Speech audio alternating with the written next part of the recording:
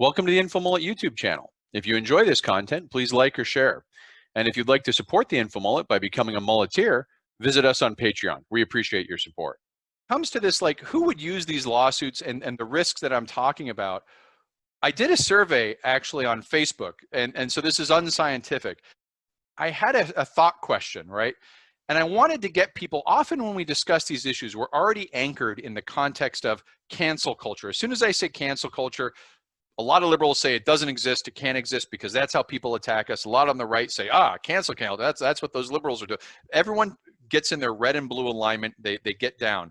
If I say conservatives feel there's censorship, a lot of the conservatives are like, absolutely, we're anchored, that's terrible, you can't do that. Liberals like, what are you, nuts? That's not actually happening. So I actually did a survey about invisible rocks on Facebook. Some of you may remember this, and it was an emoji survey. I basically said there's a thought experiment, right?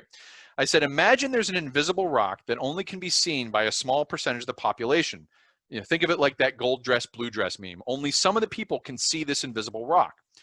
Anyone who sees the invisible rock can pick it up and throw it at someone else.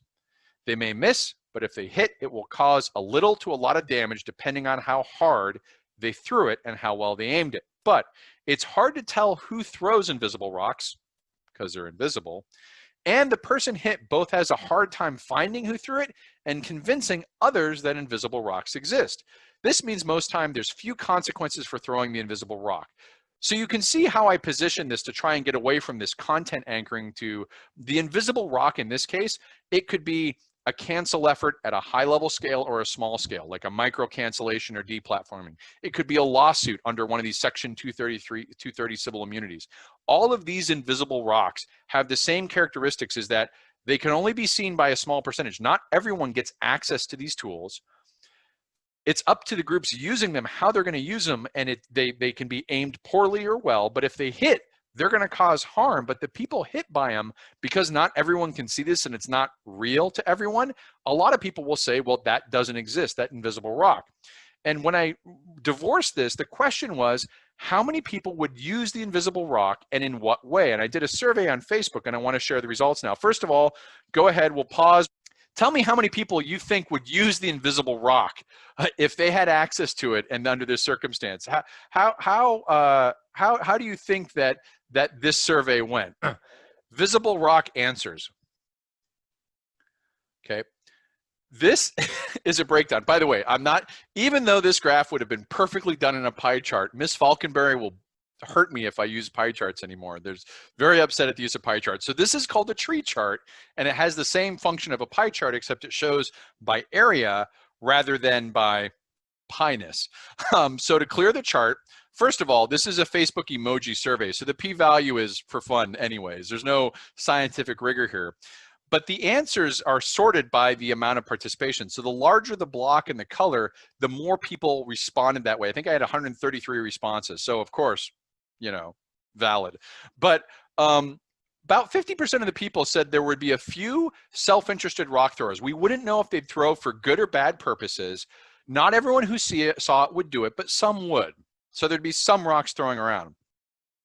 35% thought, dude, rocks are going to be flying. If I see that rock and it's invisible and I can chuck it at someone, I'm doing it. And I know that next guy over there, if he can see it and chuck it at me, I'm chucking it too. In fact, I think this is what I call the Mike Morrison answer category. Right? When you get a bunch of Marines and tell them there's invisible rocks and there's not many consequences if they throw them at people, that's a bad environment to be in, because those rocks are going to be flying. So right now we have close to 85% of the people thought there would either be a lot of rocks flying or at least some rocks flying, and it would be up in the air whether they were for good or bad. Surprising me, 11% of the people thought no one would throw invisible rocks.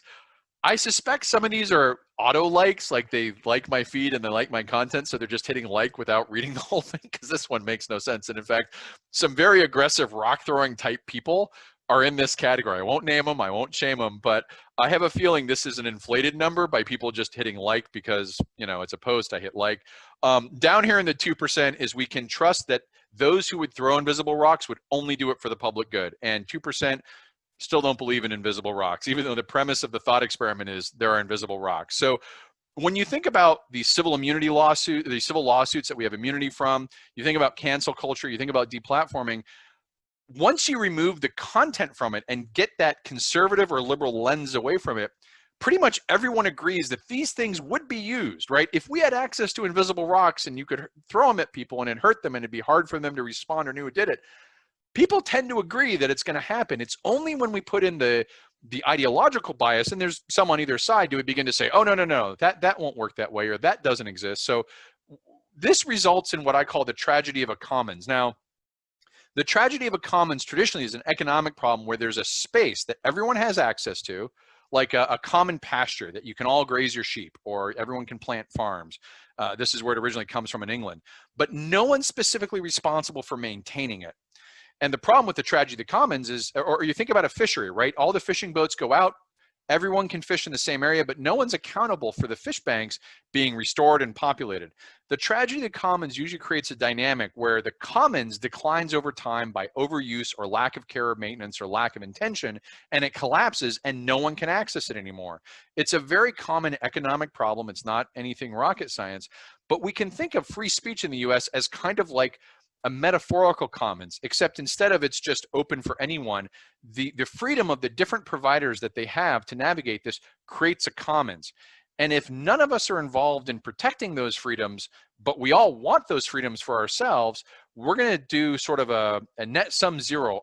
We get something and someone else loses something. And this is where I'm concerned that the red and blue are beginning to line up, is that they see this commons as basically I win, you lose. And the way they're going to do it is, and some of these concerns is they're going to use these legislations to try and, well, I want to eliminate hate speech and violence, so I'm going to pass this law and target the folks I disagree with. Or on the other side, I don't like sexual trafficking of minors and I don't like illegal human trafficking, so I'm going to pass this law. Both sides have proposals on the table to do variations of this. And the problem is the unintended consequences of this are going to result in a tragedy of the commons, because we know that these rocks, I mean, once the rocks exist, they're going to be thrown. So John, IR lasers are the best invisible rock when you're on the ground. Mike Morrison incoming. Clandestine violence is really, I'm just going through some of the comments here. Jay Peterson, I would pull a rotator cuff throwing too many invisible rocks. I've got a lot of Marines on my feeds who are very excited about invisible rocks. I'm going to submit a DARPA contract and DoD proposal for you guys come up with the acronym for the technical sounding name for invisible rock. I need something that's high speed, techno sounding, and supports the warfighter. Thanks for watching the video. Hope you enjoyed it. If you'd like to follow the InfoMullet, visit us on Facebook or Twitter. And if you'd like notifications when we post new video content, click on the red subscribe button below the video. If you've ever wanted to become a mulleteer and support the InfoMullet, visit us on Patreon. We appreciate the support.